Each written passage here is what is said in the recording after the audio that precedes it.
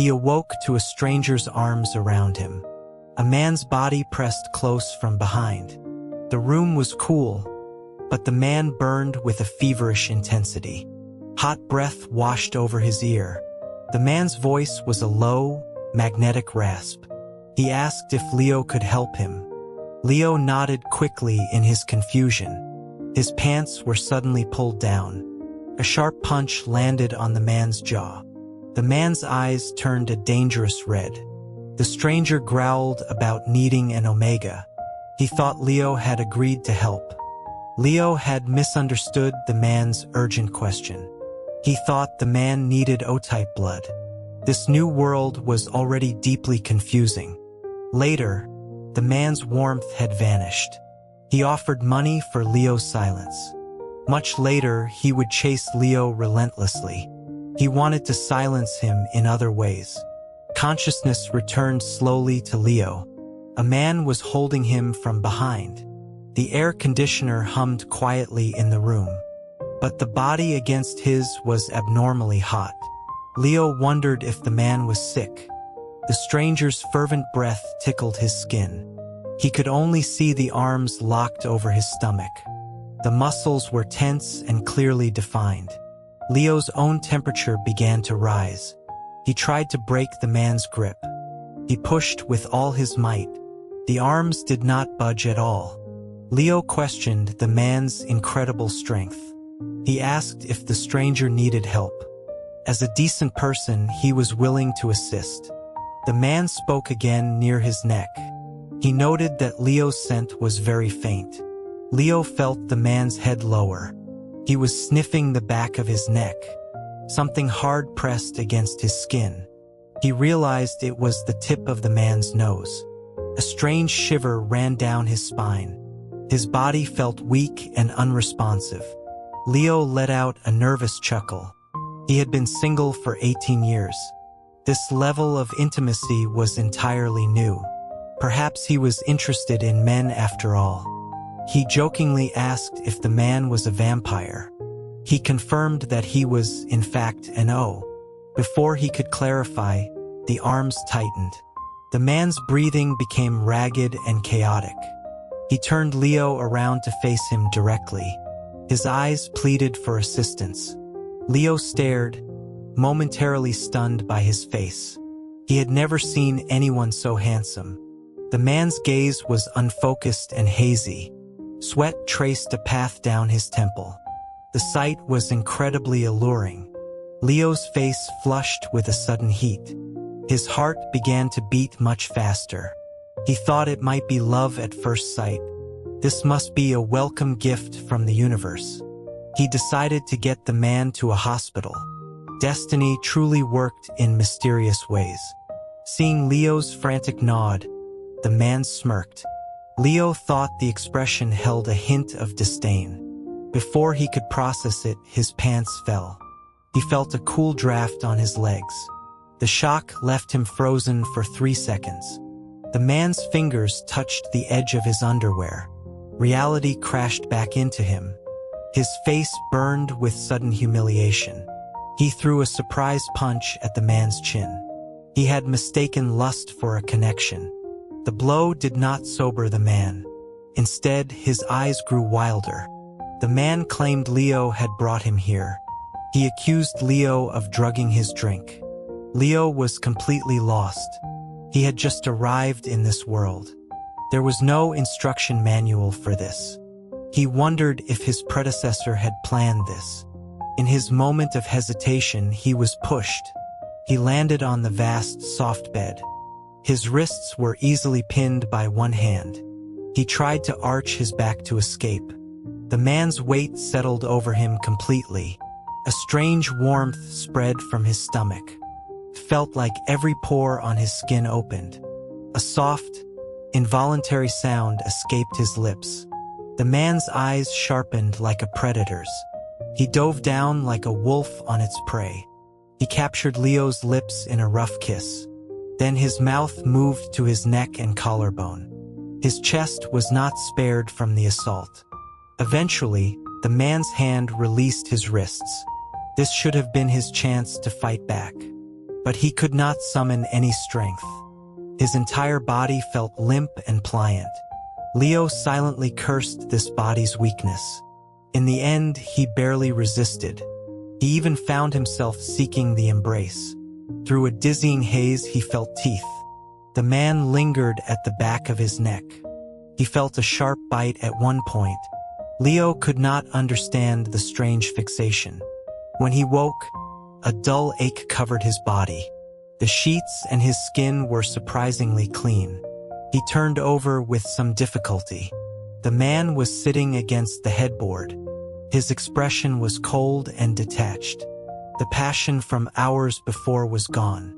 He saw Leo was awake and spoke flatly. He demanded Leo open his phone. Leo wondered if he wanted to exchange numbers. He was surprisingly open to the idea. The encounter had been sudden and intense, but he had a weakness for handsome men. He unlocked his phone with his face. He happily handed it to the man. The man glanced at the screen and frowned. Then he let out a cold, cynical laugh. He explained he wanted a payment app, not a contact. He accused Leo of planning this all along. The man said he had resisted marking him. He offered a significant sum as a hush fee. Leo was growing more and more confused. He did not understand the talk of marking. This new reality was overwhelming. The man's expression was hard to read. He asked Leo how old he was. Leo thought for a moment before answering. He cautiously replied that he was 18. The man scoffed with derision. He said Leo acted like he was 3. He was shocked Leo did not know his own designation. Listening to the man's insults, a memory sparked. Leo recalled reading about a fictional world. It involved concepts like ABO and omegas. A horrifying realization dawned on him. He had thought the man asked for his blood type, but it was clear the man did not believe him. A wire transfer notification pinged on his phone. The large amount snapped him from his daze. This stranger was apparently very wealthy. The man stood and began to dress. As he left, he delivered a final. He threatened a full investigation if Leo spoke. He would find who truly set up the situation. He promised that no one would escape unscathed. Leo was not intimidated by the threat. He had no intention of causing trouble. The man's clothes and demeanor spoke of wealth. He was likely out of Leo's league anyway. Leo promised to see him as just a friend. He wanted a fresh start in this new life. The past no longer mattered to him. After the man left, Leo researched frantically. He used the phone to learn about this world. What he discovered left him utterly stunned. His new circumstances were quite unfortunate. He was an Omega in this new reality. Worse, he was a somewhat deficient one. The body's original owner was also named Leo. This Leo's secondary gender was incomplete. His pheromones were almost undetectable. That explained the man's earlier comment. But there was one piece of good news. His ability to conceive was nearly zero. This was a source of shame for the old Leo. For the new Leo, it was cause for celebration. The man had been quite vigorous. Leo spent the entire weekend recovering. On Monday, he returned to the university. His first day had been incredibly strange, but he was naturally optimistic. He tried to learn his 3 roommates' faces. He offered to carry water for the smallest one. The roommate looked at him with pure terror. He seemed to expect an attack. Leo offered his extra breakfast bagels to another. The third roommate refused them repeatedly. He acted as if the food was poisoned. He noticed they never spoke to him. They walked to class in a tight group of 3. Leo finally became angry with their behavior. He cornered them in their dorm room. He asked if they were bullying him. The 3 exchanged nervous glances.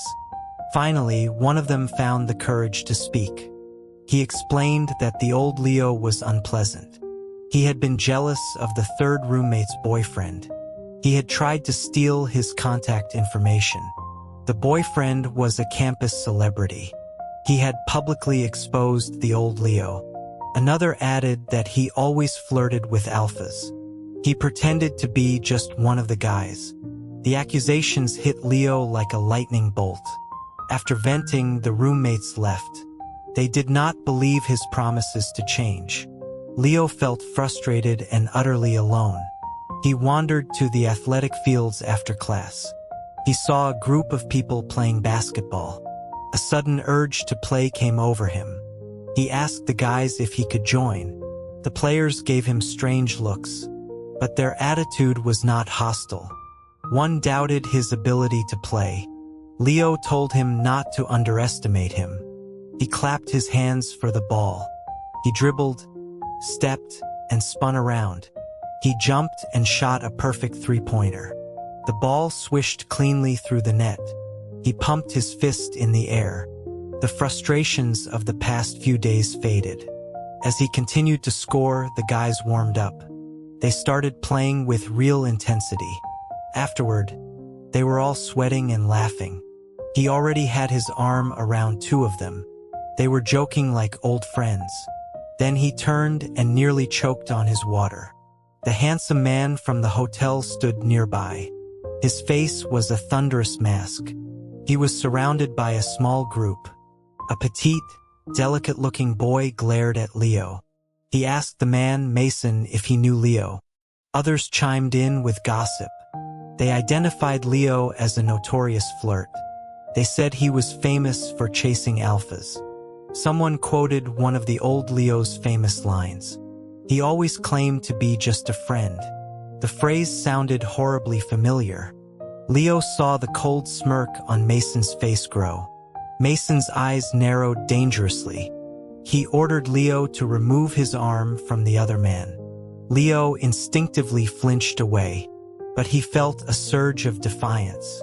Mason had been the one to pay him off. He had no right to control his friendships.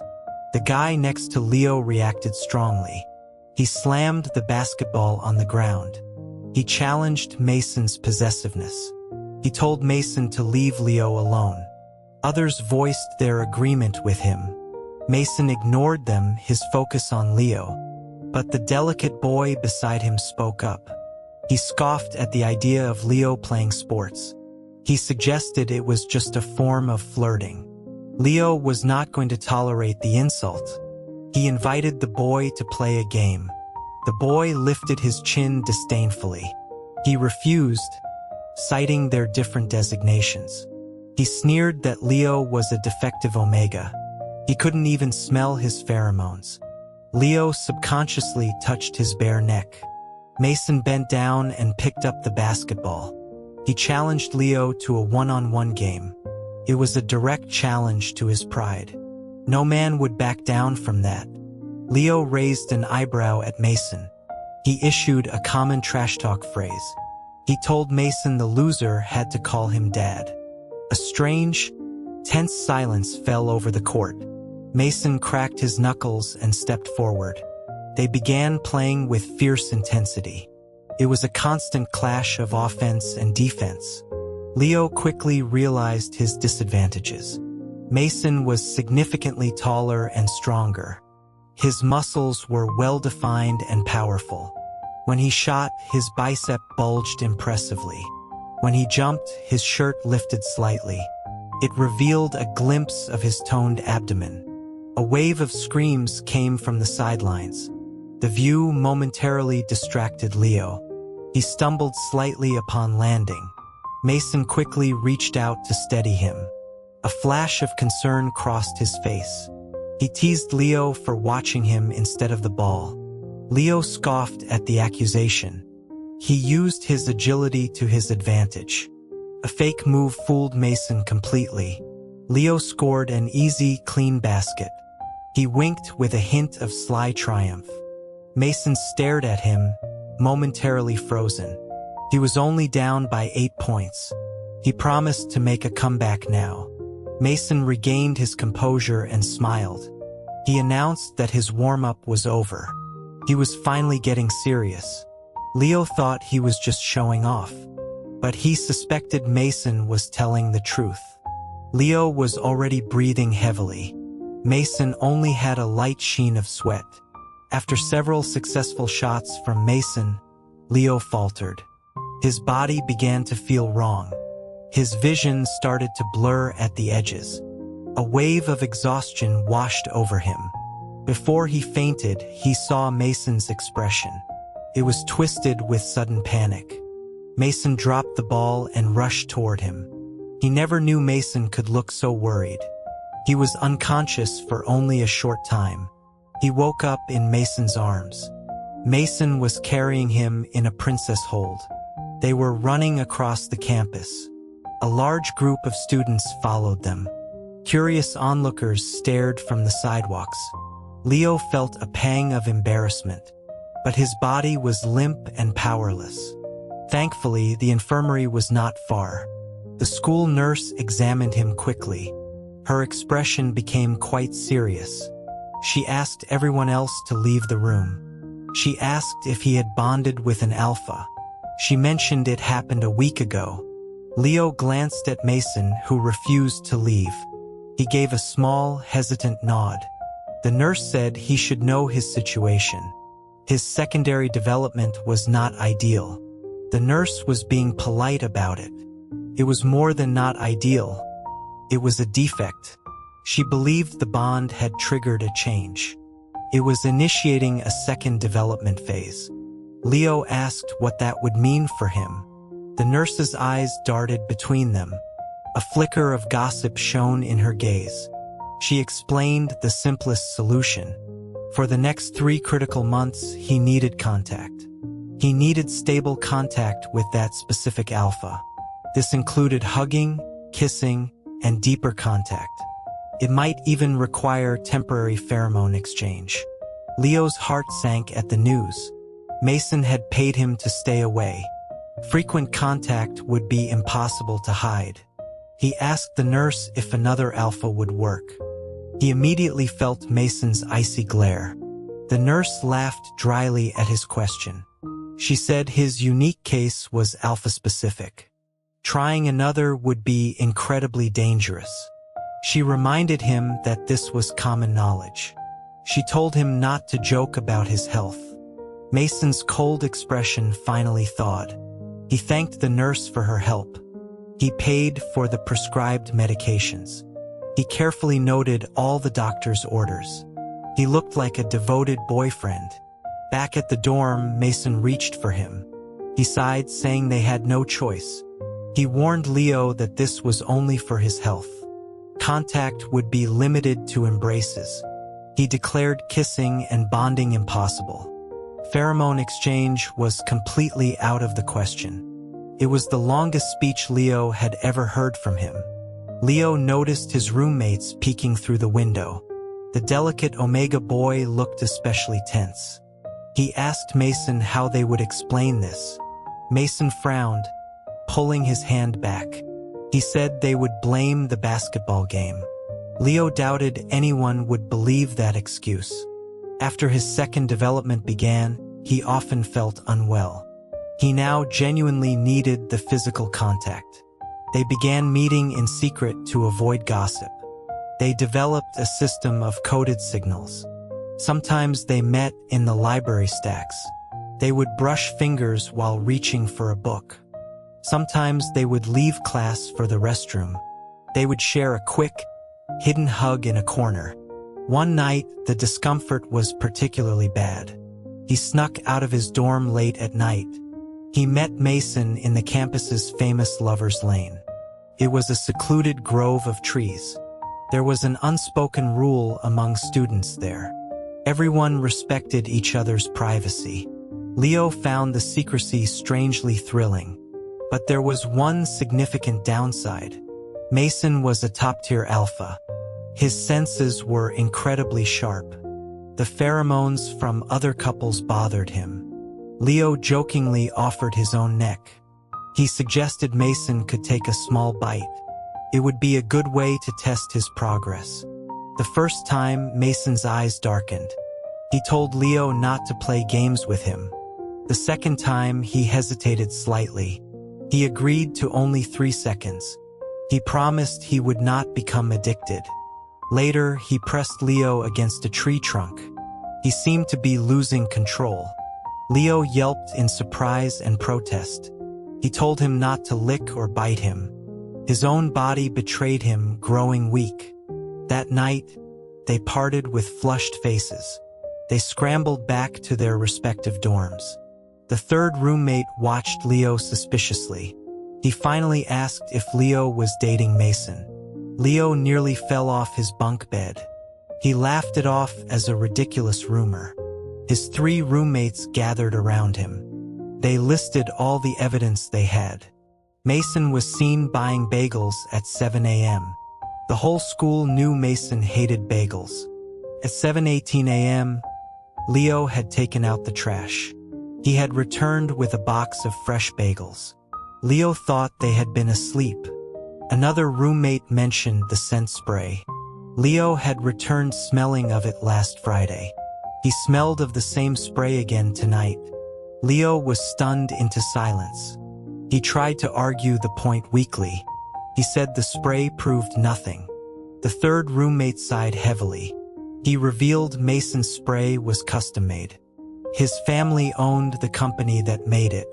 The unique scent was unmistakable. Leo felt completely cornered. He dove under his covers in defeat. He frantically messaged Mason on his phone. He told him to stop bringing him breakfast. He also told him to buy a generic scent spray. Mason replied almost immediately. He claimed the breakfast was an accident. He said the drugstore sprays smelled bad. He insisted he did not like them. Leo silently cursed his stubbornness.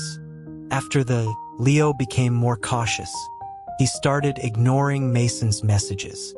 He made up excuses to avoid meeting. After a few days, Mason grew anxious. He suggested they see a movie on Saturday.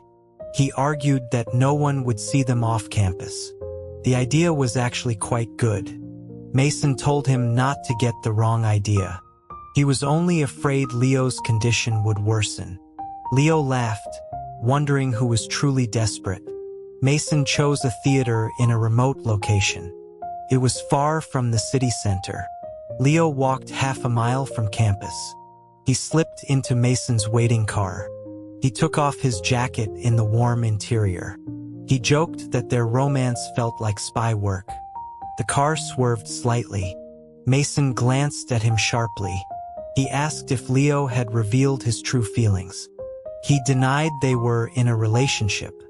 He claimed it was simple altruism. Leo wondered if he understood humor. He changed the subject, admiring the car. He asked Mason how much it cost. Mason's grip on the steering wheel tightened. The veins on his hand stood out. He warned Leo not to call him buddy again. Leo burst into laughter. He knew Mason was only pretending. Mason had said it was a science fiction movie. But the film was surprisingly romantic. Characters were constantly embracing and kissing. It seemed to happen in every other scene. Leo was thoroughly confused by the genre. He asked if Mason was sure about the film. In the darkness, Mason did not answer directly. He told Leo he had popcorn on his mouth. Leo asked which side it was on. As he reached up, Mason leaned in. He captured Leo's lips in a soft kiss. The clean scent of cedarwood filled the air. It was Mason's unique pheromone signature. Leo parted his lips slightly. He welcomed the gentle exploration. After a long moment, they broke apart. Leo asked if the popcorn was gone. Mason confirmed he had wiped it away. Leo picked up a fresh piece of popcorn. He slowly put it in his mouth. He let his lips brush his own fingertip. He asked if there was any now. Mason's gaze became deep and intense. When the movie ended, their lips were swollen. Luckily, the theater was nearly empty. Mason took his hand as they left. They discussed where to go for dinner. Leo scrolled through reviews on his phone. He did not want to let go of Mason's hand. He suggested they get pizza. Mason agreed it was a smart choice. He said they could blame the spicy food. It would explain their reddened lips. He leaned in for another quick peck. Leo thought he was getting addicted to kissing.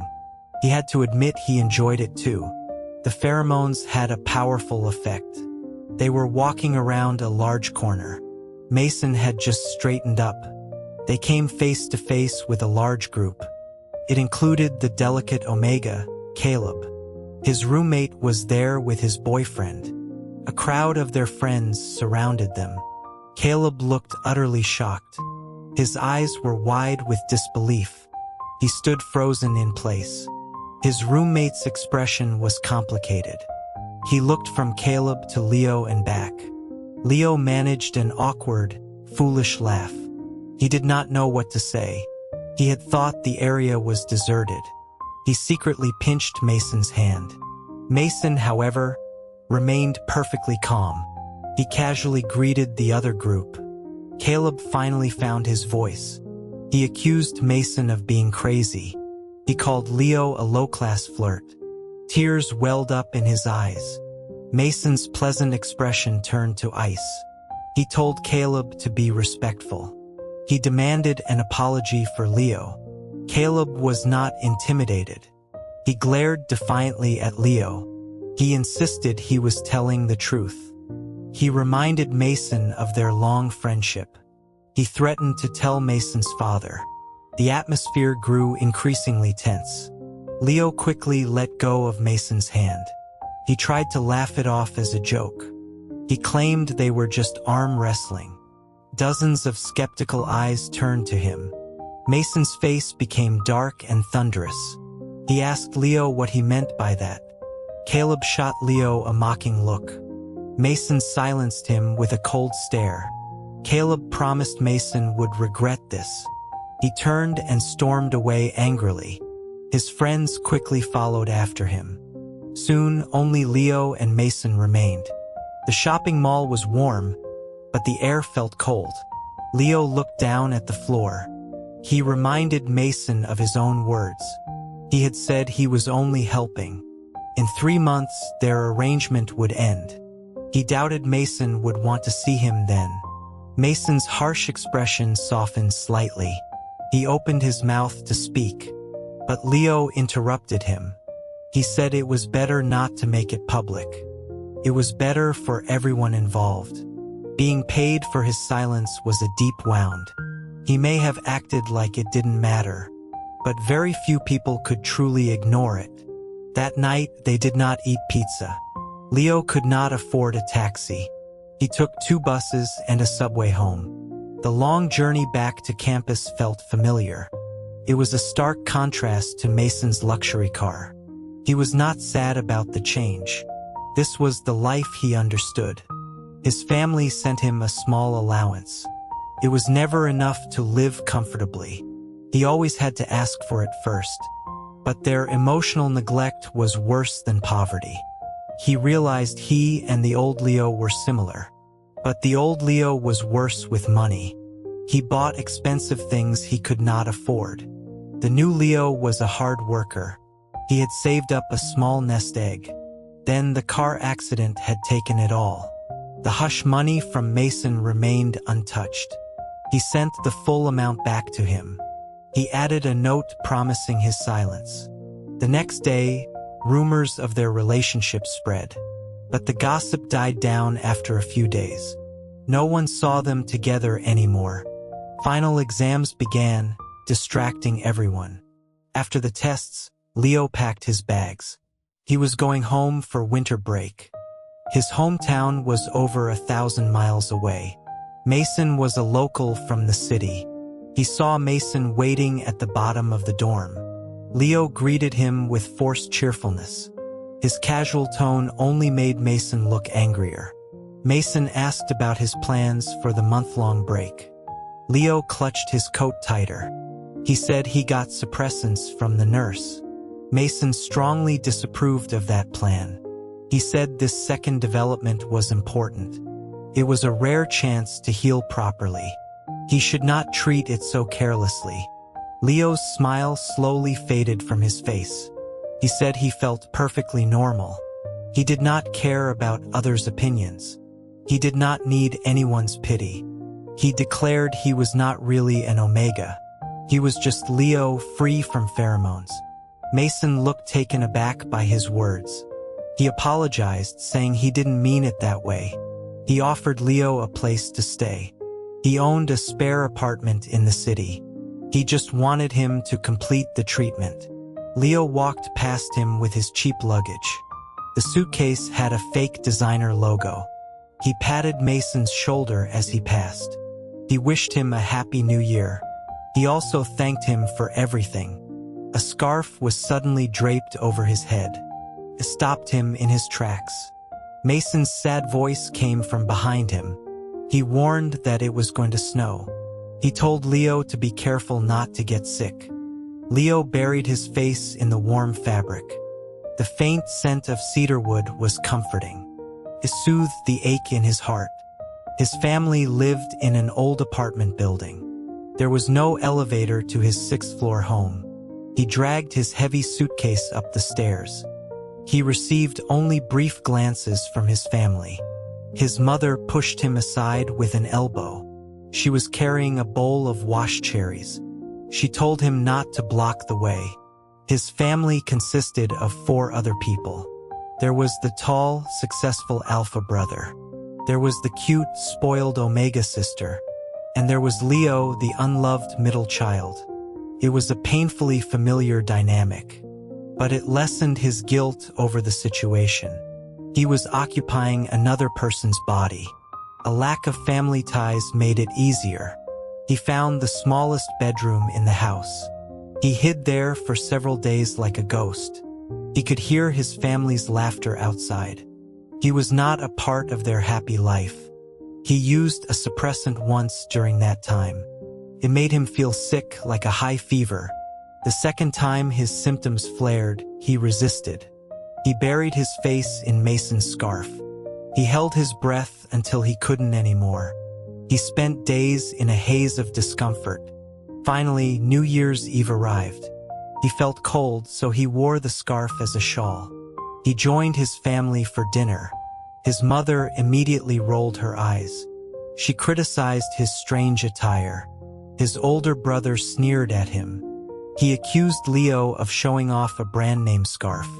He claimed it must have cost a fortune. His mother's voice became shrill. She screamed at him for being wasteful. She called him a parasite.